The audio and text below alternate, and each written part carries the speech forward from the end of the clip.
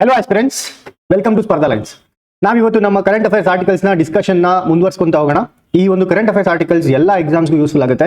PC ಇಂದ ಹಿಡಿದು DC exams ಏನೇನಿರುತ್ತೆ ಈ ಎಲ್ಲ ಎಕ್ಸಾಮ್ಸ್ಗೂ ಈ ಕರೆಂಟ್ ಅಫೇರ್ಸ್ನ ಮಹತ್ವ ತುಂಬ ಇರುತ್ತೆ. ನಾವು ಟಾಪರ್ಸ್ ಜೊತೆ ಎಲ್ಲ ಇಂಟರಾಕ್ಟ್ ಮಾಡಬೇಕಾದ್ರೆ ಅವ್ರು ಹೇಳೋದು ಒಂದೇ ಮುಖ್ಯವಾದ ಮಾತು, ಕರೆಂಟ್ ಅಫೇರ್ಸಲ್ಲಿ ಅಪ್ಡೇಟ್ ಆಗಿರಬೇಕು.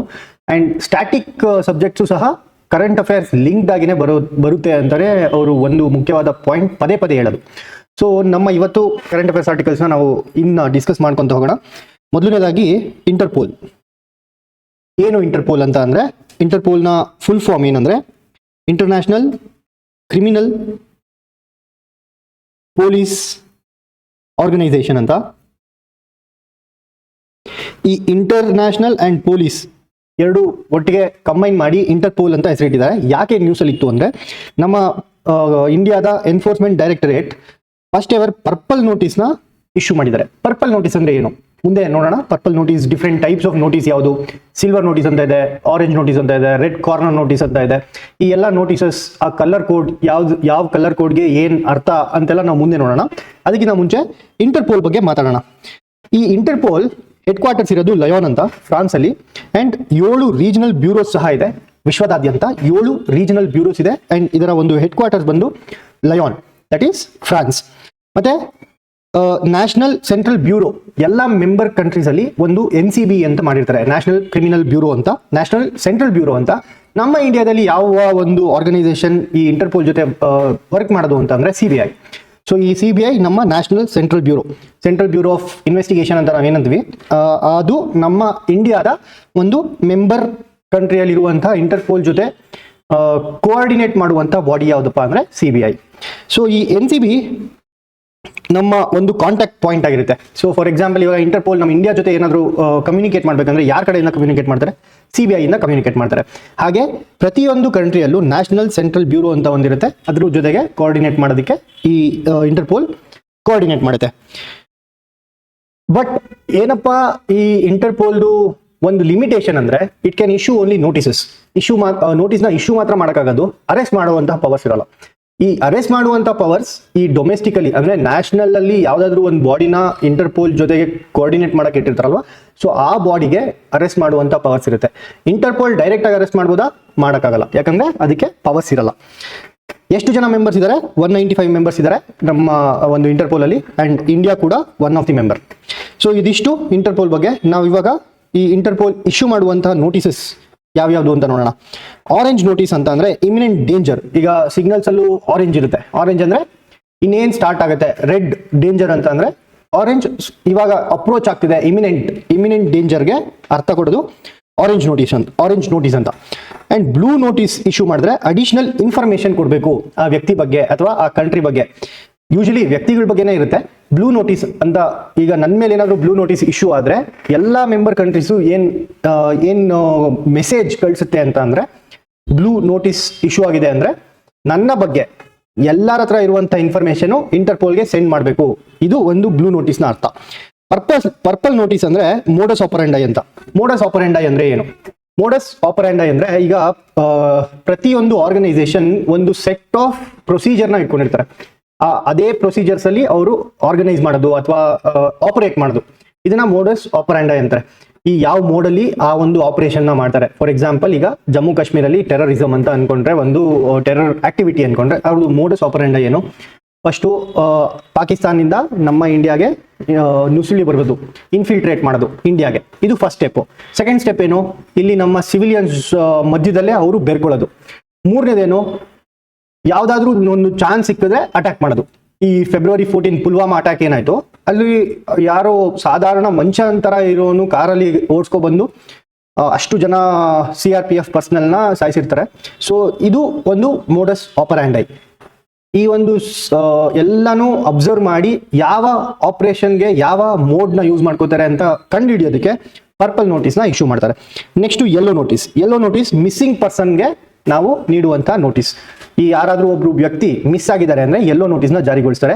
ಈ ಯೆಲ್ಲೋ ನೋಟಿಸ್ನ ಜಾರಿಗೊಂಡಾಗ ಏನಾಗುತ್ತೆ, ಪ್ರತಿಯೊಂದು ಏರ್ಪೋರ್ಟ್ ಆಫೀಸಲ್ಲಿ ಆ ವ್ಯಕ್ತಿ ಕಾಣಿಸಿದ್ರೆ ಅವರು ಇಂಟರ್ಪೋಲ್ಗೆ ಮೆಸೇಜ್ ಕಳಿಸ್ತಾರೆ, ಇಂಥ ವ್ಯಕ್ತಿ ಇಲ್ಲಿದ್ದಾರೆ ಅಂತ. ನೆಕ್ಸ್ಟ್ ಗ್ರೀನ್ ನೋಟಿಸ್ ಅಂದರೆ ವಾರ್ನಿಂಗ್ ಮತ್ತು ಇಂಟೆಲಿಜೆನ್ಸ್ ಕೊಡಬೇಕು. ಅಂದರೆ ಇಂಥ ವ್ಯಕ್ತಿ ನಿಮ್ಮ ದೇಶಕ್ಕೆ ಬರ್ತಾ ಇದ್ದಾನೆ ಅನ್ನುವಂತ ಒಂದು ವಾರ್ನಿಂಗ್, ಅದನ್ನ ಗ್ರೀನ್ ನೋಟಿಸ್ ಅಂತಾರೆ. ಇನ್ನು ರೆಡ್ ನೋಟಿಸ್ ಅಂದ್ರೆ ವಾಂಟೆಡ್ ಪರ್ಸನ್. ಈ ಪರ್ಸನ್ ವಾಂಟೆಡ್ ಇದ್ದಾರೆ, ಒಂದು ಅಥವಾ ಎರಡಕ್ಕಿಂತ ಜಾಸ್ತಿ ಕಂಟ್ರೀಸ್ ಅಲ್ಲಿ ಈ ವ್ಯಕ್ತಿ ಬೇಕಾಗಿದ್ದಾರೆ. ಯಾಕೆ? ಅವರು ಒಂದು ಗ್ಲೋಬಲ್ ಲೆವೆಲ್ ಅಲ್ಲಿ ಅವರು ಒಂದು ನೆಟ್ವರ್ಕ್ ಆರ್ಗನೈಸ್ಡ್ ಕ್ರೈಮ್ ಅಲ್ಲಿ ಪಾಲ್ಗೊಂಡಿರ್ತಾರೆ. ಸೊ ಅವರಿಗೆ ರೆಡ್ ನೋಟಿಸ್ನ ಮಾಡ್ತಾರೆ. ಬ್ಲ್ಯಾಕ್ ನೋಟಿಸ್, ಈ ಅನ್ಐಡೆಂಟಿಫೈಡ್ ಬಾಡೀಸ್ ಏನಿರುತ್ತೆ, ಶವಗಳು, ಅದನ್ನ ಯಾರು ಗುರುತಿಸಿರಲ್ಲ, ಅದಕ್ಕೆ ಅನ್ಐಡೆಂಟಿಫೈಡ್ ಬಾಡೀಸ್ ಅಂತ ಹೇಳಿ ಬ್ಲ್ಯಾಕ್ ನೋಟಿಸ್ನ ಇಶ್ಯೂ ಮಾಡ್ತಾರೆ. ಹಾಗೆ ಇನ್ನೊಂದು ಸಿಲ್ವರ್ ನೋಟಿಸ್ ಅಂತ ಸಹ ಇಂಟರ್ಪೋಲ್ ರಿಲೀಸ್ ಮಾಡುತ್ತೆ. ಸಿಲ್ವರ್ ನೋಟಿಸ್ ಏನು? ಸಿಲ್ವರ್ ನೋಟಿಸ್ನ ಇಶ್ಯೂ ಮಾಡಿದ್ರೆ ಏನು ಮೆಸೇಜ್ ಕೊಡುತ್ತೆ ಅಂದರೆ, request information on assets link to criminal activities. ಈಗ ಯಾವುದಾದ್ರೂ ಒಂದು ಕ್ರಿಮಿನಲ್ ಆಕ್ಟಿವಿಟಿ ನಡೆದಿರುತ್ತೆ, ಯಾವುದಾದ್ರೂ ಒಂದು ಹ್ಯೂಮನ್ ಟ್ರಾಫಿಕಿಂಗ್ ಅಥವಾ ಯಾವುದಾದ್ರೂ ಒಂದು ಆರ್ಗನೈಸ್ಡ್ ಕ್ರೈಮ್ ನಡೆದಿರುತ್ತೆ, ಇದರಲ್ಲಿ ಕೆಲವರು ಪಾಲ್ಗೊಂಡಿರ್ತಾರೆ. ಕೆಲವರು ಪಾಲ್ಗೊಂಡಿರೋದ್ರಲ್ಲಿ ಒಂದು ಅಸೆಟ್ಸ್ ಏನಿರುತ್ತೆ, ಯಾವ ಮನೆಯಲ್ಲಿದ್ರು, ಯಾವ ಒಂದು ಕಾರ್ನ ಉಪಯೋಗಿಸಿದ್ರು, ಯಾವ ಜಾಗದಲ್ಲಿ ಯಾವ ಅಸೆಟ್ನ ಇಟ್ಟಿದ್ದಾರೆ, ಇದನ್ನೆಲ್ಲ ಒಂದು ಇನ್ಫಾರ್ಮೇಶನ್ನ ಕಲೆಕ್ಟ್ ಮಾಡೋದಕ್ಕೆ ಸಿಲ್ವರ್ ನೋಟಿಸ್ ಅಂತ ಕರೀತಾರೆ. ಸೊ ಇದಿಷ್ಟು ಇಂಟರ್ಪೋಲ್ನ ಬಗ್ಗೆ ಆ್ಯಂಡ್ ಇಂಟರ್ಪೋಲ್ ಇಶ್ಯೂ ಮಾಡುವಂಥ ನೋಟಿಸಸ್ನ ಬಗ್ಗೆ. ಸೊ ಮುಂದಿನ ಆರ್ಟಿಕಲ್ಗೆ ಹೋಗೋಣ. ಮುಂದಿನ article is related to Rio Earth Summit 1992. ಈ ಒಂದು ರಿಯೋ ಅರ್ತ್ ಸಮಿಟ್ ನಡೆದಿದ್ದಲ್ಲಿ ರಿಯೋ ಡಿ ಜೆನೆರಿಯೋ ಅಂತ ಒಂದು ಪ್ಲೇಸು. ಎಲ್ಲಿರೋದು ರಿಯೋ ಡಿ ಜೆನೆರಿಯೋ? ಇದಿರೋದು ಬ್ರೆಜಿಲ್ ಅಲ್ಲಿ. ಸೊ ಬ್ರೆಜಿಲ್ ಅಲ್ಲಿ ಒಂದು ಜಾಗ ರಿಯೋ ಡಿ ಜೆನೆರೋ, ಇದನ್ನೆಲ್ಲರೂ ರಿಯೋ ಅಂತ ಕರೀತಾರೆ. ಸೊ ಅದಕ್ಕೆ ರಿಯೋ ಅರ್ತ್ ಸಮಿಟ್ ಅಂತಾನೆ ಕರೀತಾರೆ. ಯಾವಾಗ ಆಗಿದ್ದು? 1992ರಲ್ಲಿ. ಯಾಕೆ ನ್ಯೂಸ್ ಅಲ್ಲಿ ಇದೆ? ಈ ವರ್ಷ 2025 33 ವರ್ಷ ಆಗಿದೆ ಈ ಒಂದು ರಿಯೋ ಅರ್ತ್ ಸಮಿಟ್ ಆಗಿ. 33 ವರ್ಷಗಳು ಕಳೆದಿದೆ. ಹಾಗಾಗಿ ಈ ಒಂದು ರಿಯೋ ಅರ್ತ್ ಸಮಿಟ್ ನ್ಯೂಸ್ ಅಲ್ಲಿ ಇದೆ. ಯಾರು ಮಾಡಿದ್ದು ಅಂತಂದ್ರೆ UN conference on environment and development, UNCED ಅಂತ ನಾವೇನ್ ಕರಿತೀವಿ. ಈ ಒಂದು organisation, United Nation conference on environment and development, ಈ ಒಂದು ಕಾನ್ಫರೆನ್ಸ್ಗೆ ನಾವು ಏನಂತ ಕರಿತೀವಿ? ರಿಯೋ ಅರ್ತ್ ಸಮಿಟ್ ಅಂತ ಕರಿತೀವಿ. ಎಲ್ಲಿ ನಡೆದಿದ್ದು? ನಾನು ಆಲ್ರೆಡಿ ಹೇಳಿದಾಗೆ ರಿಯೋ, ಬ್ರೆಜಿಲ್ ಅಲ್ಲಿ ಜೂನ್ 1992 ಅಲ್ಲಿ ನಡೆದಿರುವಂತಹ ಒಂದು ಸಮಿಟ್. ಇದು ಪಾಪ್ಯುಲರ್ಲಿ ನೋನ್ ಆಸ್ ರಿಯೋ ಅರ್ತ್ ಸಮಿಟ್. ಯಾಕೆ ರಿಯೋ ಅರ್ತ್ ಸಮಿಟ್ ಅಂತ ಕರೀತಾರೆ? ಈ ಅರ್ತ್ ಸಮಿಟ್ ಅಥವಾ ಈ United conference on environment and development ಏನ್ ನಡೀತು, ಇದು ನಡೆದಿದ್ದು ರಿಯೋದಲ್ಲಿ. ಅದಕ್ಕೆ ರಿಯೋ ಅರ್ತ್ ಸಮಿಟ್ ಅಂತ ಕರೀತಾರೆ. ಎಷ್ಟು ಜನ ಲೀಡರ್ಸ್ ಇದ್ರು? 172 ಮೆಂಬರ್ ಕಂಟ್ರೀಸ್. 172 ಕಂಟ್ರೀಸ್ ಇದರಲ್ಲಿ ಪಾಲ್ಗೊಂಡಿರ್ತಾರೆ. ಈ ಒಂದು United Nation conference on environment and development ಅಲ್ಲಿ 172 ಕಂಟ್ರೀಸ್ ಪಾರ್ಟಿಸಿಪೇಟ್ ಮಾಡಿರ್ತಾರೆ. ಅದ್ರ ಆ 172 ಕಂಟ್ರೀಸ್ ಅಲ್ಲಿ 108 ಜನ head of States. Head of States ಅಂದ್ರೆ ಈಗ ನಮ್ಮ ಇಂಡಿಯಾಗೆ ಹೆಡ್ ಆಫ್ ಸ್ಟೇಟ್ ಯಾರು? ಪ್ರೈಮ್ ಮಿನಿಸ್ಟರ್ ಆರ್ ಪ್ರೆಸಿಡೆಂಟ್ ನ ಸಹ ಅಂತಾರೆ nominal head of state. Real head of state Narendra Modi ಅವರು ಪ್ರೈಮ್ ಮಿನಿಸ್ಟರ್. ಸೊ ಹೀಗೆ ಪ್ರತಿಯೊಂದು ಕಂಟ್ರೀಸ್ ಅಲ್ಲಿ ಹೆಡ್ ಆಫ್ ಸ್ಟೇಟ್ಸ್ ಬೇರೆ ಬೇರೆ ಇರ್ತಾರೆ. ಕೆಲವೊಂದು ಜಾಗದಲ್ಲಿ ಪ್ರೆಸಿಡೆಂಟ್ಸ್ ಇರ್ತಾರೆ, ಕೆಲವೊಂದು ಜಾಗದಲ್ಲಿ ಪ್ರೈಮ್ ಮಿನಿಸ್ಟರ್ಸ್ ಇರ್ತಾರೆ. ಸೊ 108 ಕಂಟ್ರೀಸ್ ಅಲ್ಲಿ ಯಾರು ಬಂದಿದ್ರು ಮೀಟಿಂಗ್ ಅಟೆಂಡ್ ಮಾಡಕ್ಕೆ, ಅವರು ಟಾಪ್ ಮೋಸ್ಟ್ ಪೊಸಿಷನ್ ಅಲ್ಲಿ ಯಾರು ಇರ್ತಾರೆ ಅವರು ಅಂದ್ರೆ ರಿಯಲ್ ಹೆಡ್ ಆಫ್ ಸ್ಟೇಟ್ಸ್ ಬಂದಿರ್ತಾರೆ. ಇದ್ರ ಜೊತೆಗೆ 2400 NGOs ಸಹ ಪಾರ್ಟಿಸಿಪೇಟ್ ಮಾಡಿರ್ತಾರೆ. ಈ ಅಕಸ್ಮಾತ್ ಏನಾದ್ರು ಎಕ್ಸಾಮ್ ಅಲ್ಲಿ ಬರೀ ಗೌರ್ಮೆಂಟ್ ಮಾತ್ರ ಪಾರ್ಟಿಸಿಪೇಟ್ ಮಾಡಿದ್ರು, ಗೌರ್ಮೆಂಟ್ ಹೆಡ್ಸ್ ಮಾತ್ರ ಪಾರ್ಟಿಸಿಪೇಟ್ ಮಾಡಿದ್ರು ಅಂದ್ರೆ ತಪ್ಪಾಗುತ್ತೆ. ಯಾಕಂದ್ರೆ ಇದರಲ್ಲಿ 2400 NGOs, ಈ NGOs ರಿಲೇಟೆಡ್ ಟು ಎನ್ವೈರನ್ಮೆಂಟ್, ಈ ಎನ್ವೈರನ್ಮೆಂಟ್ ರಿಲೇಟೆಡ್ NGOs ಯಾವ್ದು ಇರ್ತಾರೆ ಇವರೆಲ್ಲ ಸೇರಿ ಒಂದು ಕಾನ್ಫರೆನ್ಸ್ ನಡೆಸ್ತಾರೆ. United Nation conference on environment and development ಅಂತ. ಇದು ನಡೆದಿದ್ದು ರಿಯೋದಲ್ಲಿ. ಹಾಗಾಗಿ ಇದನ್ನ ರಿಯೋ ಅರ್ತ್ ಸಮಿಟ್ ಅಂತ ಕರೀತಾರೆ. ಹಾಗೆ ಇದರಲ್ಲಿ ಸುಮಾರು ಆರ್ಗನೈಸೇಷನ್ಸ್ಗಳು ಹುಟ್ಕೊಳ್ಳುತ್ತೆ. ಯಾವ್ಯಾವ್ದಪ್ಪ ಅಂತಂದ್ರೆ UNFCCC ಅಂತ, United Nation framework on climate change. ಇದೊಂದಾದ್ರೆ UNCCD ಅಂತ, ಕಾಂಬ್ಯಾಟಿಂಗ್ ಡೆಸರ್ಟಿಫಿಕೇಶನ್ ಅಂತ. ಈ ಡೆಸರ್ಟಿಫಿಕೇಶನ್ ಕಾಂಬ್ಯಾಟ್ ಮಾಡೋದಕ್ಕೆ United Nation convention on combating desertification ಅಂತ, UNCCD. ಇದೂ ಸಹ ಈ ಒಂದು UNCD ಅಥವಾ ಅರ್ತ್ ಸಮಿಟ್ ಅಲ್ಲೇ ಉಟ್ಕೊಂಡಿರುವಂತ ಒಂದು ಆರ್ಗನೈಸೇಷನ್. ಇದ್ರ ಜೊತೆಗೆ GEF, ನಾವೇನ್ ಮಾತಾಡ್ತೀವಿ GEF ಅಂತ, ಗ್ರೀನ್ ಎನ್ವೈರನ್ಮೆಂಟ್ ಫೆಸಿಲಿಟಿ ಅಂತ, ಈ ಒಂದು ಫಂಡ್ನ ಸಹ ಅವರು ರಿಯೋ ಅರ್ತ್ ಸಮಿಟ್ ಅಲ್ಲೇ ಎಸ್ಟಾಬ್ಲಿಷ್ ಮಾಡ್ತಾರೆ. ಇನ್ನು 2 ಆರ್ಗನೈಸೇಷನ್ಸ್ ಹುಟ್ಕೊಳ್ಳುತ್ತೆ ಇಲ್ಲಿ. ಯಾವ್ಯಾವುದು ಅಂತ ನಮ್ಮ ಕಮೆಂಟ್ ಬಾಕ್ಸ್ ಅಲ್ಲಿ ತಿಳಿಸಿ. ಹಾಗಾದ್ರೆ ನೆಕ್ಸ್ಟ್ ಆರ್ಟಿಕಲ್ಗೆ ಹೋಗೋಣ. ಡಯಾಟಮ್ಸ್. ಏನಿದು ಡಯಾಟಮ್ಸ್ ಅಂದ್ರೆ? ಯಾಕೆ ನ್ಯೂಸ್ ಅಲ್ಲಿ ಇದೆ? ಡಯಾಟಮ್ಸ್ ಬಗ್ಗೆ ತಿಳ್ಕೊಳ್ಳೋದ್ರ ಮೊದಲು ಯಾಕೆ ನ್ಯೂಸ್ ಅಲ್ಲಿ ಇದೆ ಅಂತ ಅಂದ್ರೆ, ನಮ್ಮ ಇಂಡಿಯಾದು ವೆಸ್ಟ್ ಕೋಸ್ಟ್ ಅಲ್ಲಿ, ಕರ್ನಾಟಕ, ಇಂಡಿಯನ್ ವೆಸ್ಟ್ ಕೋಸ್ಟ್ ಅಲ್ಲಿ ಯಾವ್ದಿದೆ? ಕರ್ನಾಟಕ, ನಮ್ಮ ಒಂದು ಕೋಸ್ಟಲ್ ಪ್ರದೇಶ ಅಂದ್ರೆ ಕರಾವಳಿ ತೀರದಲ್ಲಿ ಈ ಒಂದು ಹೊಸ ಡಯಾಟಮ್ ಸ್ಪೀಶೀಸ್ ನ ನಾವು ಡಿಸ್ಕವರ್ ಮಾಡಿದೀವಿ. ಇಲ್ಲಿ ನೋಡ್ಬೋದು ನೀವು ಪಿಕ್ಚರ್ ಅಲ್ಲಿ, ಇದು ಡಯಾಟಮ್ಸ್. ಈ ಡಯಾಟಮ್ಸ್ ಏನು ಅಂತಂದ್ರೆ ಸಿಂಗಲ್ ಸೆಲ್ ಇರುತ್ತೆ ಇದು, ಅಂಡ್ ಫೋಟೋಸಿಂಥೆಟಿಕ್ ಇರುತ್ತೆ. ಫೋಟೋಸಿಂಥೆಟಿಕ್ ಅಂದ್ರೆ ತನ್ನ ಆಹಾರವನ್ನು ತಾನೇ ಪ್ರೊಡ್ಯೂಸ್ ಮಾಡ್ಕೊಳ್ಳುವಂತಹ ಒಂದು ಆರ್ಗ್ಯಾನಿಸಮ್ಸ್ಗೆ ನಾವು ಏನಂತ ಕರಿತೀವಿ? ಫೋಟೋಸಿಂಥೆಟಿಕ್ ಆರ್ಗ್ಯಾನಿಸಮ್ಸ್ ಅಂತ ಕರಿತೀವಿ, ಅಥವಾ ಪ್ರೈಮರಿ ಪ್ರೊಡ್ಯೂಸರ್ಸ್ ಅಂತ ಕರಿತೀವಿ. So diatom is a type of producers. Microscope algae ಅನ್ನುವಂತಹ ಒಂದು ಪ್ರಭೇದಕ್ಕೆ ಸೇರುವಂತಹ ಆರ್ಗ್ಯಾನಿಸಮೇ ಈ ಡಯಾಟಮ್. ಎಲ್ಲ ಆಕ್ವಾಟಿಕ್ ಫುಡ್ ಚೈನ್ ಅಲ್ಲೂ ಇದು ಒಂದು ಪಾತ್ರನ ವಹಿಸುತ್ತೆ. ಯಾವ ಪಾತ್ರ? ಪ್ರೊಡ್ಯೂಸರ್ ಪಾತ್ರ. ಫುಡ್ ಚೈನ್ ಅಂದ್ರೆ ಫುಡ್ ಚೈನ್ ಅಲ್ಲಿ ಯಾವ್ಯಾವ ಅಂಶಗಳಿರುತ್ತೆ? ಮೊದಲದಾಗಿ ಪ್ರೊಡ್ಯೂಸರ್ಸ್ ಇರ್ತಾರೆ, ನಂತರದಲ್ಲಿ ಕಾರ್ನಿವೋರ್ಸ್ ಅಂದ್ರೆ ಪ್ರೈಮರಿ ಕನ್ಸ್ಯೂಮರ್ಸ್, ಹರ್ಬಿವೋರ್ಸ್.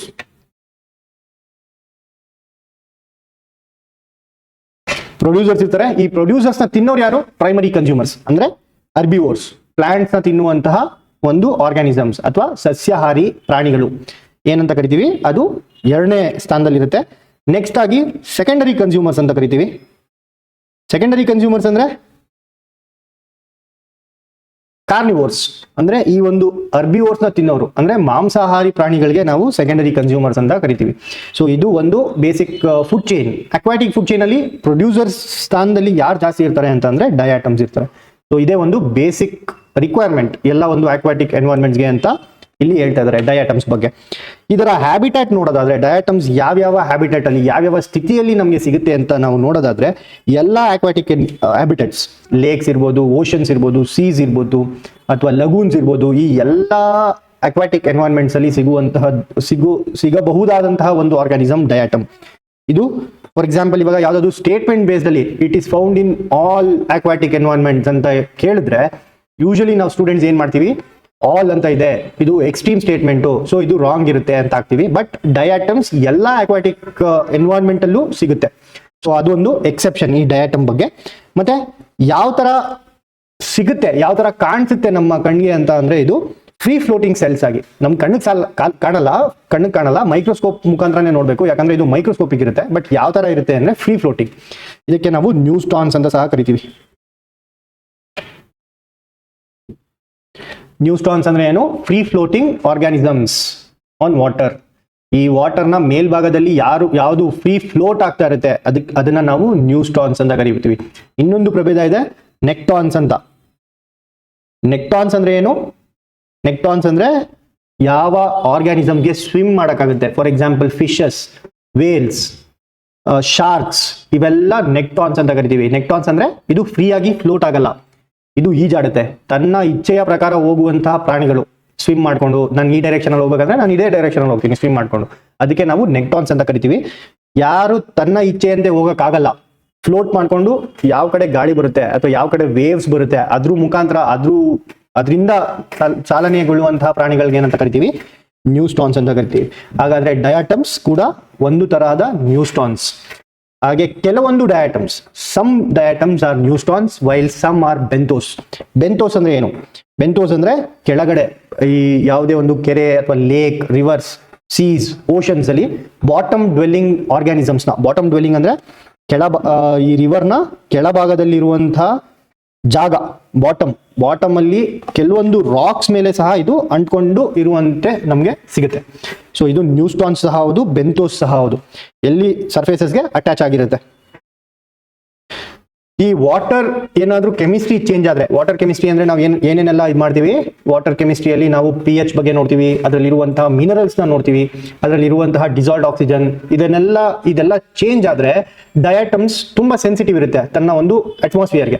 ಈಗ ಕೆಲವರು ಹ್ಯೂಮನ್ಸ್ ಇರ್ತಾರಲ್ವಾ, ಒಂಚೂರು ಕ್ಲೈಮೇಟ್ ಚೇಂಜ್ ಆಗ್ಬಿಟ್ರೆ ಸಾಕು, ಒಂಚೂರು ವೆದರ್ ಚೇಂಜ್ ಆಗ್ಬಿಟ್ರೆ ಸಾಕು, ಅವ್ರಿಗೆ ಕೋಲ್ಡ್ ಬಂದ್ಬಿಡುತ್ತೆ, ಫೀವರ್ ಬಂದ್ಬಿಡುತ್ತೆ. ಹಾಗೆ ಡಯಾಟಮ್ಸ್ ಸಹ ಒಂದು ಚೂರು ಏನಾದ್ರು ಕ್ಲೈಮೇಟ್ ಅಲ್ಲಿ ಅದು ಇರುವಂತಹ ಎನ್ವೈರನ್ಮೆಂಟ್ ಅಲ್ಲಿ ಒಂಚೂರು ಏನಾದ್ರು ಚೇಂಜಸ್ ಆಯ್ತು ಅಂದ್ರೆ ಅವು ಸತ್ತೋಗುತ್ತೆ, ಡಯಾಟಮ್ಸ್ ಸತ್ತೋಗುತ್ತೆ. ಸೊ ಇದನ್ನ ನಾವು ಏನಂತ ಕರಿತೀವಿ? ಇಂಡಿಕೇಟರ್ ಸ್ಪೀಶೀಸ್ ಅಂತ. ತುಂಬಾ ಡಯಾಟಮ್ಸ್ ಸಾಯ್ತಾ ಇದ್ರೆ ನಾವ್ ಏನಂತ ಕನ್ಕ್ಲೂಡ್ ಮಾಡ್ಬೋದು? ವಾಟರ್ ಕೆಮಿಸ್ಟ್ರಿ ಚೇಂಜ್ ಆಗ್ತಿದೆ, ಏನೋ because of human intervention, oil spill ಆಗಿರ್ಬೋದು ಅಥವಾ ವಾಟರ್ ಟೆಂಪರೇಚರ್ ಜಾಸ್ತಿ ಆಗಿರ್ಬೋದು, ಇದೆಲ್ಲದ್ರ ಮುಖಾಂತರ ಡಯಾಟಮ್ಸ್ ಸಾಯ್ತಾ ಇದೆ ಅಂತ ಕನ್ಕ್ಲೂಡ್ ಮಾಡ್ಕೋಬಹುದು. ಅಂಡ್ ವಾಟರ್ ಕ್ವಾಲಿಟಿ ಕಮ್ಮಿ ಆಗ್ತಿದೆ ಅಂತ ಕನ್ಕ್ಲೂಷನ್ಗೆ ಬರ್ಬೋದು ನಾವು. ಸೊ ಈ ಆಕ್ವಾಟಿಕ್ ಹೆಲ್ತ್ ಬಗ್ಗೆ ಯಾವುದು ಇಂಡಿಕೇಟ್ ಮಾಡುತ್ತೆ? ಡಯಾಟಮ್ಸ್ ಇಂಡಿಕೇಟ್ ಮಾಡುತ್ತೆ. ಈ ಒಂದು ಇಂಡಿಕೇಟ್ ಮಾಡೋದಕ್ಕೆ ನಾವು ಏನಂತ ಕರಿತೀವಿ? ಇದನ್ನ ಇಂಡಿಕೇಟರ್ ಸ್ಪೀಶೀಸ್ ಅಂತ ಕರಿತೀವಿ. ಸೊ ಇದಿಷ್ಟು ಡಯಾಟಮ್ಸ್ ನ ಬಗ್ಗೆ. ನೆಕ್ಸ್ಟ್ ಆರ್ಟಿಕಲ್ಗೆ ಹೋಗೋಣ. ನುವಾಕಾಯ್ ಫೆಸ್ಟಿವಲ್ ಅಂತ. ಎಲ್ಲಿ ನಡೆಯೋದು ಈ ನುವಾಕಾಯ್ ಫೆಸ್ಟಿವಲ್ ಅಂತ ಅಂದ್ರೆ ಒಡಿಶಾದಲ್ಲಿ. ಏನಿದು ನುವಾಕಾಯ್ ಫೆಸ್ಟಿವಲ್ ಅಂತ ಅಂದ್ರೆ it is a form of harvest festival. ನಾವ್ ಹೇಗೆ ಇಲ್ಲಿ ಸುಗ್ಗಿನ ಆಚರಿಸ್ತೀವಿ ಅಂದ್ರೆ ಸಂಕ್ರಾಂತಿನ ಆಚರಿಸ್ತೀವಿ ಸುಗ್ಗಿ ಫೆಸ್ಟಿವಲ್ ಆಗಿ, ಹಾಗೆ ಒಡಿಶಾದವರು ನುವಾಕಾಯ್ ಅಂತ ಆಚರಿಸ್ತಾರೆ, ಒಂದು ಹಾರ್ವೆಸ್ಟ್ ಫೆಸ್ಟಿವಲ್.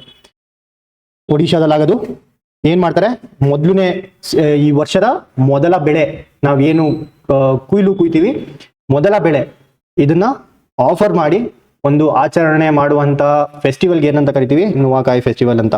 ಏನ್ ಮಾಡ್ತಾರೆ, farmer offer the seasons first grains to the deity as a gesture of gratitude. ಅಂದ್ರೆ ಮೊದಲನೇ ಬೆಳೆಯಲ್ಲಿ ಬಂದಿರುವಂತ ಬೆಳೆಯನ್ನ ದೇವ್ರಿಗೆ ನೀಡಿ ಆಚರಿಸುವಂತ ಫೆಸ್ಟಿವಲ್ ನುವಾಕಾಯ್. ಏನಾಗುತ್ತೆ ಈ ಫೆಸ್ಟಿವಲ್, ಎಲ್ಲಾ ಫೆಸ್ಟಿವಲ್ ಅಲ್ಲೂ ಏನಾಗುತ್ತೆ, ಎಲ್ಲ ಕಮ್ಯುನಿಟಿ ಅವರು ಒಟ್ಟಿಗೆ ಸೇರ್ತಾರೆ, ಕುಣಿತಾರೆ, ಆ ಒಂದು ಬಾಂಡಿಂಗ್ ಜಾಸ್ತಿ ಆಗುತ್ತೆ, ಗ್ಯಾದರಿಂಗ್ ನ ಒಂದು ಎಥೋಸ್ ಜಾಸ್ತಿ ಆಗುತ್ತೆ, ಅಂಡ್ ಒಡಿಶಾದ ಕಲ್ಚರ್ ರೀಚ್ ಆಗುತ್ತೆ. ಸೊ ಇದಿಷ್ಟು ನುವಾಕಾಯಲ್ಲಿ ಆಗುವಂತ ಆಚರಣೆಗಳು. ಯಾವಾಗ ನಡೆಯುತ್ತೆ ಅಂತ ಅಂದ್ರೆ ಯೂಶಲಿ ನಮ್ಮ ಗಣೇಶ ಚತುರ್ಥಿ, ನಾವೇನ್ ಗಣೇಶ ಚತುರ್ಥಿ ಅಂತ ನಾವು ಸೆಲೆಬ್ರೇಟ್ ಮಾಡ್ತೀವಿ, ಒಡಿಶಾದವರು ಗಣೇಶ ಚತುರ್ಥಿ ಜೊತೆಗೆ ನುವಾಕಾಯ್ ಫೆಸ್ಟಿವಲ್ ನ ಸೆಲೆಬ್ರೇಟ್ ಮಾಡ್ತಾರೆ. ಅಂಡ್ ಗಣೇಶಗೆ ಆ ವರ್ಷದ ಮೊದಲನೇ ಬೆಳೆಯನ್ನ ಅರ್ಪಿಸಿ ಅವರು ಸೆಲೆಬ್ರೇಟ್ ಮಾಡುವಂತಹ festival is Nuakhai festival. So going to our next topic, Mahatma Ayyankali ಅಂತ, ಕೇರಳ, ಮೂಲತಃ ಕೇರಳದವರು. ಈ ಯಾಕೆ ಇವರು ನ್ಯೂಸ್ ಅಲ್ಲಿ ಇದ್ರು ಅಂತ ಅಂದ್ರೆ, ಇವರ ಒಂದು ಬರ್ತ್ ಆನಿವರ್ಸರಿನ ಕೇರಳದಲ್ಲಿ ಸೆಲೆಬ್ರೇಟ್ ಮಾಡಲಾಗಿದೆ, ಅದಕ್ಕೆ ಮಹಾತ್ಮ ಅಯ್ಯನ್ಕಾಳಿ ಅವರು ನ್ಯೂಸ್ ಅಲ್ಲಿ ಇದ್ದಾರೆ. ಯಾವಾಗ ಬರ್ತ್ ಆನಿವರ್ಸರಿ ಇವ್ರದ್ದು ಅಂತ ಅಂದ್ರೆ August 28, 1863, ಎಲ್ಲಿ, ಟ್ರಾವನ್ಕೋರ್ ಅಲ್ಲಿ, ಇವಾಗಿನ ಕೇರಳ. ಮುಂಚೆ ಏನಂತ ಕರಿತಿದ್ರು ಕೇರಳನ, ಟ್ರಾವನ್ಕೋರ್ ಅಂತ ಕರಿತಿದ್ರು. ನಮ್ಮ ಕರ್ನಾಟಕದ ಹಳೆಯ ಹೆಸರೇನು, ಮೈಸೂರ್ ಅಂತ. ಸೊ ಈಗ ಹಾಗೆ ಕೇರಳದ ಹಳೆ ಹೆಸರು ಟ್ರಾವನ್ಕೋರ್ ಅಂತ. ಅವಾಗ ಪ್ರಿನ್ಸ್ಲಿ ಸ್ಟೇಟ್ ಆಗಿತ್ತು, ಬ್ರಿಟಿಷರ ಆಳ್ವಿಕೆಯಲ್ಲಿ ಅದು ಒಂದು ಪ್ರಿನ್ಸ್ಲಿ ಸ್ಟೇಟ್ ಆಗಿತ್ತು. ಇವಾಗ ಅದನ್ನ ನಾವು ಕೇರಳ ಅಂತ ಕರಿತೀವಿ ಹೆಸರುನ. ಪುಲಯಾರ್ ಕಮ್ಯುನಿಟಿ ಅಂತ, ಪುಲಯಾರ್ ಕಮ್ಯುನಿಟಿಗೆ ಸೇರುವಂತಹ ಮಹಾತ್ಮ ಅಯ್ಯನ್ಕಾಳಿ ಅವರ ಬರ್ತ್ ಆನಿವರ್ಸರಿನ ಕೇರಳ ಈ ವರ್ಷ ಆರ್ಗನೈಸ್ ಮಾಡಿದೆ. ಅಂಡ್ ಇವರು ಈ Pulayar community historically they were down trodden ಅಂದ್ರೆ ತುಂಬಾ ಕೀಳಾಗಿ ನೋಡ್ತಿದ್ರು, ಅಂಡ್ ತುಂಬಾ ಮಾರ್ಜಿನಲೈಸ್ ಆಗಿರುವಂತಹ ಕಮ್ಯುನಿಟಿ ಯಾವುದು, ಪುಲಯಾರ್ ಕಮ್ಯುನಿಟಿ. ಎಕ್ಸಾಮ್ ಅಲ್ಲಿ Pulayar community belongs to which state ಅಂತ ಅಂದ್ರೆ ದೇ ಬಿಲಾಂಗ್ಸ್ ಟು ಕೇರಳ. ಯಾವ ಒಂದು ಮೂವ್ಮೆಂಟ್ಸ್ ನ ಇವರು ಲೆಡ್ ಮಾಡಿದ್ರು ಅಂದ್ರೆ, ವಿಲ್ಲುವಂಡಿ ಪ್ರೊಟೆಸ್ಟ್ ಅಂದ್ರೆ ಬುಲಕ್ ಕಾರ್ಟ್ನ.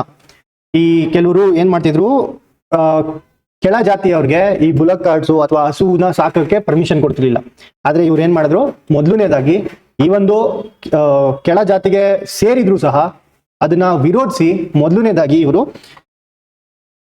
ಓಡಿಸ್ತಾರೆ ಬುಲಕ್ ಕಾರ್ಟ್ನ. ಸೊ ಹಾಗಾಗಿ ಆ ಒಂದು ಸಿಸ್ಟಮ್ನ ವಿರುದ್ಧ ತಿರುಗಿ ಬೀಳುವಂತಹ ವ್ಯಕ್ತಿ ಮಹಾತ್ಮ ಅಯ್ಯನ್ಕಾಳಿ ಅವರು. ಕುಡಿಪ್ಲಿಕೂಡಂ ಸ್ಟ್ರೈಕ್ ಅಂತ ಕರೀತಾರೆ. ಏನಂತ ಅಂದ್ರೆ, ಈ ದಲಿತ್ಸ್ ಯಾರು ಇರ್ತಾರೆ ಅವ್ರಿಗೆ ಸ್ಕೂಲ್ ಆಕ್ಸೆಸಿಬಿಲಿಟಿ ಸಿಗ್ಬೇಕು, ಶಾಲೆಗಳ ಬಾಗಿಲು ಎಲ್ಲರಿಗೂ ತೆರಿಬೇಕು ಅಂತ ನಡೆಸುವಂತಹ ಸ್ಟ್ರೈಕ್ ಕುಡಿಪ್ಲಿಕೂಡಂ ಸ್ಟ್ರೈಕ್ ಅಂತ.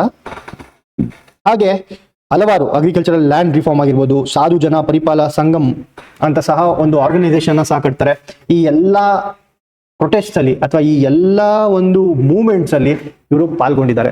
ಯಾಕೆ ಪಾಲ್ಗೊಂಡ್ರು, ದಲಿತ್ ರೈಟ್ಸ್ ನ ಪಡೆಯೋದಕ್ಕೆ. ಸೊ ಈ ದಲಿತ್ ರೈಟ್ಸ್ ಪರವಾಗಿ ಯಾರಾದ್ರೂ ಒಬ್ರು ಮಾತಾಡಿದ್ರು 1860s ಅಲ್ಲಿ ಬ್ರಿಟಿಷರ ವಿರುದ್ಧ ಅಥವಾ ನಡೀತಿರುವಂತಹ ಸಾಮಾಜಿಕ ಹಿನ್ನಡೆಗಳ ವಿರುದ್ಧ ಏನಾದ್ರು ಮಾತಾಡಿದ್ರು ಅಂತ ಅಂದ್ರೆ ಅವರು ಮಹಾತ್ಮ ಅಯ್ಯನ್ಕಾಳಿ. ಅದಕ್ಕೆ ನಾವು ಮಹಾತ್ಮ ಅಂತ ಕರಿತೀವಿ. ಸೊ ಇದಿಷ್ಟು ಅಯ್ಯನ್ಕಾಳಿ ಅವರ ಬಗ್ಗೆ. ನಂಜನಗೂಡು ರಸಬಾಳೆ ಬಗ್ಗೆ ಮಾತಾಡೋಣ. ನಂಜನಗೂಡು ರಸಬಾಳೆ ಹೆಸರಲ್ಲೇ ಇದೆ, ಬನಾನಾ. ಅಂಡ್ ಈ ಬನಾನಾ GI ಟ್ಯಾಗ್ ಸಿಕ್ಕಿದೆ ಎಲ್ಲಿಗೆ, ನಂಜನಗೂಡ್ಗೆ. ನಂಜನಗೂಡು ರಸಬಾಳೆ ಅಂತಾನೆ ಫೇಮಸ್ ಇದು. ಸೊ ಯಾಕೆ ನ್ಯೂಸ್ ಅಲ್ಲಿ ಇತ್ತು ಅಂದ್ರೆ, ನಮ್ಮ minister of agriculture and farmers welfare, ಯಾರು ಇವಾಗಿನ union minister for agriculture and farmer welfare ಅಂತ ಅಂದ್ರೆ ಶಿವರಾಜ್ ಸಿಂಗ್ ಚೌಹಾಣ್. ಇವಾಗ ಮುಂಬರುವಂತಹ IB ಎಕ್ಸಾಮ್ ಮತ್ತೆ SSC ಎಕ್ಸಾಮ್ ಏನಿದೆ, ಇದರಲ್ಲಿ ಮ್ಯಾಚ್ ದ ಫಾಲೋಯಿಂಗ್ ಆಗಿ ಈಸಿಯಾಗಿ ಕೊಟ್ಬಿಡ್ತಾರೆ ಮಿನಿಸ್ಟರ್ಸ್. ಯಾವ ಮಿನಿಸ್ಟರ್ ಯಾವ ಒಂದು ಪೋರ್ಟ್ಫೋಲಿಯೋನ ಹ್ಯಾಂಡಲ್ ಮಾಡ್ತಾ ಇದ್ದಾರೆ ಅಂತ. ಫಾರ್ ಎಕ್ಸಾಂಪಲ್ ಇವಾಗ ಜೈಶಂಕರ್ ಅವ್ರು ಕೊಟ್ರೆ Jaishankar minister of external affairs, Amit Shah ಆದ್ರೆ minister of cooperation, minister of home affairs, ಇದೆಲ್ಲ ಅಮಿತ್ ಶಾ ಅವ್ರಿಗೆ ಬರುತ್ತೆ. ಹಾಗೆ ಶಿವರಾಜ್ ಸಿಂಗ್ ಚೌಹಾಣ್ ಅವರು minister of agriculture and farmer welfare. ಇದು ಸಹ ನಾವು ನೆನ್ಪಿಟ್ಕೋಬೇಕು.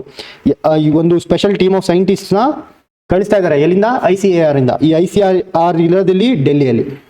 ಸೊ ಈ ICAR ಏನು, Indian council for agricultural research. ಈ ICAR ಇಂದ ಒಂದು ಸ್ಪೆಷಲ್ ಟೀಮ್ ನ ಕಳಿಸ್ಕೊಡ್ತಾ ಇದ್ದಾರೆ. ಏನಕ್ಕೆ, ಪ್ರೊಟೆಕ್ಟ್ ಮಾಡೋದಕ್ಕೆ ಈ ಒಂದು ನಂಜನಗೂಡು ರಸಬಾಳೆ ವೆರೈಟಿನ. ಯಾವ್ದ್ರಿಂದ ಪ್ರೊಟೆಕ್ಟ್ ಮಾಡೋದಕ್ಕೆ? ಡಿಸೀಸಸ್ ಇಂದ. ಹಾಗಾದ್ರೆ ನಂಜನಗೂಡು ರಸಬಾಳೆಗೆ ಯಾವ ತರ ಡಿಸೀಸ್ ಬರುತ್ತೆ, ಯಾವ್ದ್ರಿಂದ ಕಾಸ್ ಆಗುತ್ತೆ ಅದನ್ನ ಮುಂದೆ ನೋಡೋಣ. Horticulture department official Panama wilt ಅಂತ ಒಂದು Panama is a country of which continent? ಯಾವ ಕಾಂಟಿನೆಂಟ್ ನ ಒಂದು ಕಂಟ್ರಿ ಅಂತ ನಮ್ಮ ಕಾಮೆಂಟ್ ಬಾಕ್ಸ್ ಅಲ್ಲಿ ತಿಳಿಸಿ. ಪನಾಮಾ ವಿಲ್ಟ್ ಅನ್ನೋದು ಒಂದು ಡಿಸೀಸ್. ಈ ಪನಾಮಾ ವಿಲ್ಟ್ ಏನ್ ಬರುತ್ತೆ ನಂಜನಗೂಡು ರಸಬಾಳೆಗೆ ಬರುತ್ತೆ. ಅಂಡ್ ಈ ಒಂದು ಡಿಸೀಸ್ ಬರೋದ್ರಿಂದ ನಂಜನಗೂಡು ರಸಬಾಳೆ ಬರ್ತಾ ತನ್ನ ಕ್ವಾಲಿಟಿನ ಕಳ್ಕೊತಾ ಇದೆ. ಇದನ್ನ ತಡಿಬೇಕು ಅಂತ ICAR ಇಂದ ಒಂದು ಸ್ಪೆಷಲ್ ಟೀಮ್ ನ ಫಾರ್ಮ್ ಮಾಡಿ ಇಲ್ಲಿಗೆ ಕಳಿಸ್ಕೊಡ್ತಾ ಇದ್ದಾರೆ. ಏನಕ್ಕೆ? ಸ್ಟಡಿ ಮಾಡೋದಕ್ಕೆ ಈ ಡಿಸೀಸ್ ಬಗ್ಗೆ ಅಂಡ್ ಈ ಡಿಸೀಸ್ ನ ಹೆಂಗೆ ತಡಿಬೇಕು ಅನ್ನೋದ್ರ ಬಗ್ಗೆ. ಯಾಕೆ ಈ ಪನಾಮಾ ವಿಲ್ಟ್ ಜಾಸ್ತಿ ಬರುತ್ತೆ ಅಂತ ಅಂದ್ರೆ ಫ್ಲಡ್ ಇರಿಗೇಷನ್ ಇಂದ. ಯೂಶಲಿ ಬನಾನಾ ನೀವು ಬಾಳೆ ಬೆಳೆಯನ್ನು ನೋಡಿದ್ರೆ ಇದರಲ್ಲಿ ಜಾಸ್ತಿ ಯೂಸ್ ಮಾಡುವಂತ ಇರಿಗೇಷನ್ ಯಾವುದು? Flood irrigation. ಸೊ ಈ ಒಂದು ಡಿಸೀಸ್ ಏನಿದೆ ಇದನ್ನ ಫ್ಲಡ್ ಇರಿಗೇಷನ್ಗೆ ಲಿಂಕ್ ಮಾಡಿದ್ದಾರೆ. ಫ್ಲಡ್ ಇರಿಗೇಷನ್ ಮಾಡ್ತಾ ಇರೋದಕ್ಕೆ ಈ ಒಂದು ಡಿಸೀಸ್ ಬರ್ತಿದೆ ಅಥವಾ ಜಾಸ್ತಿ ಆಗ್ತಿದೆ ಅಂತ ಲಿಂಕ್ ಮಾಡ್ತಿದ್ದಾರೆ. ಇದನ್ನ ತಡೆಗಟ್ಟೋದಕ್ಕೆ ಒಂದು ಸ್ಪೆಷಲ್ ಟೀಮ್ ನ ಫಾರ್ಮ್ ಮಾಡಿ ನಮ್ಮ ನಂಜನಗೂಡಿಗೆ ಕಳಿಸ್ತಾ ಇದ್ದಾರೆ. ಎಲ್ಲಿಂದ? ICAR ಇಂದ. ಸೊ ಇದಿಷ್ಟು ನಂಜನಗೂಡು ರಸಬಾಳೆ ಬಗ್ಗೆ. ಮುಂದಿನ ಆರ್ಟಿಕಲ್ ಹೋಗೋಣ. CM ಸಿದ್ದರಾಮಯ್ಯ ಅವರು ಏನ್ ಮಾಡಿದ್ದಾರೆ? ಮೆಡಲ್ ವಿನ್ನರ್ಸ್ಗೆ ಯಾರು ನ್ಯಾಷನಲ್ ಮತ್ತೆ ಇಂಟರ್ನ್ಯಾಷನಲ್ ಇವೆಂಟ್ಸ್ ಅಲ್ಲಿ ಗೆದ್ದಿರ್ತಾರೆ, ಫಾರ್ ಎಕ್ಸಾಂಪಲ್ ಒಲಿಂಪಿಕ್ಸ್ ಅಲ್ಲಿ ಆಗಿರ್ಬೋದು ಅಥವಾ ನ್ಯಾಷನಲ್ ಗೇಮ್ಸ್ ಅಲ್ಲಿ ಆಗಿರ್ಬೋದು, ಖೇಲೋ ಗೇಮ್ಸ್ ಅಲ್ಲಿ ಆಗಿರ್ಬೋದು, ಖೇಲೋ ಇಂಡಿಯಾ ಗೇಮ್ಸ್ ಅಂತ ಕರಿತೀವಿ, ಇದರಲ್ಲಾಗಿರ್ಬೋದು, ಈ ಯಾರ್ಯಾರು ವಿನ್ ಆಗ್ತಾರೆ, ಮೆಡಲ್ಸ್ ನ ವಿನ್ ಮಾಡ್ತಾರೆ, ಅವರಿಗೆ ಕ್ಯಾಶ್ ಪ್ರೈಸ್. ನಮ್ಮ ಕರ್ನಾಟಕದ ಅಥ್ಲೀಟ್ಸ್ ಏನಾದ್ರು ವಿನ್ ಆದ್ರೆ, ನಮ್ಮ ಕರ್ನಾಟಕದ ಸ್ಪೋರ್ಟ್ಸ್ ಪರ್ಸನ್ಸ್ ಯಾರಾದ್ರೂ ವಿನ್ ಆದ್ರೆ ಈ ಒಂದು ಮೆಡಲ್ಸ್ ನ ಅವ್ರಿಗೆ ಕ್ಯಾಶ್ ಅವಾರ್ಡ್ ಕೊಡ್ತಾರೆ. ಪ್ರತಿಯೊಂದು ಸ್ಟೇಟು ನೀವು ನೋಡಿರ್ಬೋದು. ಈಗ ನೀರಜ್ ಚೋಪ್ರಾಗೆ ಅವರ ಸ್ಟೇಟ್ ಅವ್ರಿಗೆ ರಿವಾರ್ಡ್ ಕೊಟ್ಟಿರ್ತಾರೆ, ಇಷ್ಟು ಲಕ್ಷ ಅಥವಾ ಇಷ್ಟು ಕೋಟಿ ಅಂತ. ಅಂಡ್ PV ಸಿಂಧು ಅವ್ರಿಗೆ ತೆಲಂಗಾಣ ಗೌರ್ಮೆಂಟ್ ಅವ್ರು ಕೊಡ್ತಾರೆ, ಆಂಧ್ರ ಪ್ರದೇಶ್ ಗೌರ್ಮೆಂಟ್ ಅವ್ರು ಕೊಡ್ತಾರೆ, ಈ ಎಲ್ಲ ಗೌರ್ಮೆಂಟ್ ಅವ್ರು ಕೊಡ್ತಾರೆ. ಯಾಕೆ? ಅವರು ಒಲಿಂಪಿಕ್ಸ್ ಅಲ್ಲಿ ಮೆಡಲ್ ಗೆದ್ರು ಅಂತ. ಹಾಗೆ ನಮ್ಮ ಕರ್ನಾಟಕ ಸಹ, ನಮ್ಮ ಕರ್ನಾಟಕದಿಂದ ಯಾರಾದ್ರೂ ಸ್ಪೋರ್ಟ್ಸ್ ಪರ್ಸನ್ ಒಂದು ಮೆಡಲ್ ನ ಗೆದ್ದಿದ್ರೆ ಅವರು ಸಹ ಕ್ಯಾಶ್ ಅವಾರ್ಡ್ಸ್ ನ ಕೊಡ್ತಾರೆ, ಕ್ಯಾಶ್ ಅವಾರ್ಡ್ಸ್ ನ ಮಾಡ್ತಾರೆ. ನಮ್ಮ ಕರ್ನಾಟಕ ಗೌರ್ಮೆಂಟ್ ಇವಾಗ ಆ ಕ್ಯಾಶ್ ಅವಾರ್ಡ್ ಏನ್ ಕೊಡ್ತಿದ್ರು ಅದನ್ನ ರೈಸ್ ಮಾಡಿದ್ದಾರೆ. ಎಲ್ಲಿವರೆಗೂ ರೈಸ್ ಮಾಡಿದ್ದಾರೆ? ಯಾರಾದ್ರೂ ನ್ಯಾಷನಲ್ ಲೆವೆಲ್ ಅಲ್ಲಿ ಗೋಲ್ಡ್ ಮೆಡಲ್ ತಗೊಂಡ್ರೆ 7 ಲಕ್ಷ, ಮುಂಚೆ 5 ಲಕ್ಷ ಆಯ್ತು, ಇವಾಗ 7 ಲಕ್ಷ ಕೊಡ್ತಾ ಇದ್ದಾರೆ. ಸಿಲ್ವರ್ ಮೆಡಲ್ ತಗೊಂಡ್ರೆ ಮುಂಚೆ 3 ಲಕ್ಷ ಆಯ್ತು, ಇವಾಗ 5 ಲಕ್ಷ ಕೊಡ್ತಾ ಇದ್ದಾರೆ. ಅಂಡ್ ಯಾರಾದ್ರೂ ಬ್ರಾನ್ಸ್ ಮೆಡಲ್ ಗೆದ್ರೆ 2 ಲಕ್ಷ ಕೊಡ್ತಿದ್ರು ಮುಂಚೆ, ಇವಾಗ 3 ಲಕ್ಷ ಕೊಡ್ತಾ ಇದ್ದಾರೆ. ಅಂಡ್ ಯಾರು ಕೋಚ್ ಯಾರಿರ್ತಾರೆ, ಆ ಒಂದು ಮೆಡಲ್ ವಿನ್ನಿಂಗ್ ಸ್ಪೋರ್ಟ್ಸ್ ಪರ್ಸನ್ಗೆ ಕೋಚ್ ಮತ್ತೆ ಮ್ಯಾನೇಜರ್ ಯಾರಿರ್ತಾರೆ ಅವ್ರಿಗೂ ಸಹ ಸ್ಟೇಟ್ ಇಂದ ರಿವಾರ್ಡ್ ನ ಕೊಡ್ತಾರೆ. ಅಂಡ್ ಆಲ್ಸೋ ಇದ್ರ ಜೊತೆಗೆ ಇನ್ನ ಒಂದು ಬೆನಿಫಿಟ್ ಇರುತ್ತೆ. ಯಾರಾದ್ರೂ ಮೆಡಲ್ ವಿನ್ನಿಂಗ್ ಸ್ಪೋರ್ಟ್ಸ್ ಪರ್ಸನ್ ಇದ್ರೆ ಏನಂತ ಅಂದ್ರೆ ಡೈರೆಕ್ಟ್ ರಿಸರ್ವೇಶನ್ ಸಹ ಇರುತ್ತೆ ಗೌರ್ಮೆಂಟ್ ಜಾಬ್ ಅಲ್ಲಿ ಡೈರೆಕ್ಟ್ ಆಗಿ ರಿಸರ್ವೇಶನ್ ಸಹ ಕೊಡ್ತಾರೆ. ಫಾರ್ ಎಕ್ಸಾಂಪಲ್ ಸುನಿಲ್ ಭಟ್ಟಿ ಅಂತ ಒಬ್ರು ಮೆಡಲಿಸ್ಟು, ಅವರು DYSP ಆಗಿ ನಮ್ಮ ಕರ್ನಾಟಕದಲ್ಲಿ ಕರ್ನಾಟಕ ಪೊಲೀಸ್ನ DYSP ಆಗಿ ಡೈರೆಕ್ಟ್ ಆಗಿ ಸೆಲೆಕ್ಟ್ ಮಾಡ್ಕೊಂಡಿದ್ದಾರೆ. ಯಾರನ್ನ? ಸುನಿಲ್ ಭಟ್ಟಿ ಅವ್ರನ್ನ.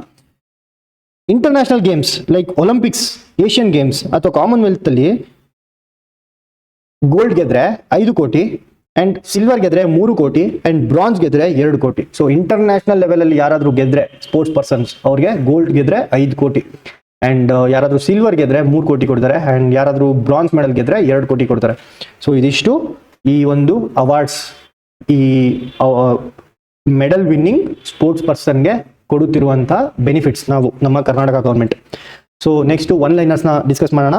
ಪ್ರಾಪರ್ಟಿ ರಿಜಿಸ್ಟ್ರೇಷನ್ ಫೀಸ್ ಏನಿತ್ತು ಅದು ಡಬಲ್ ಮಾಡಿದ್ದಾರೆ. 1% ಇತ್ತು ಮುಂಚೆ ಟ್ಯಾಕ್ಸು ಅಥವಾ ಫೀ ಅಂತ ಕರಿತೀವಿ. ಫೀಗೂ ಮತ್ತೆ ಟ್ಯಾಕ್ಸ್ಗೂ ಡಿಫ್ರೆನ್ಸ್ ಇದೆ. ಟ್ಯಾಕ್ಸು ಮತ್ತೆ ಫೀಸ್ಗೆ ಡಿಫ್ರೆನ್ಸ್ ಇದೆ. ಆ ಡಿಫ್ರೆನ್ಸ್ ಏನು? What is the difference between tax and fees?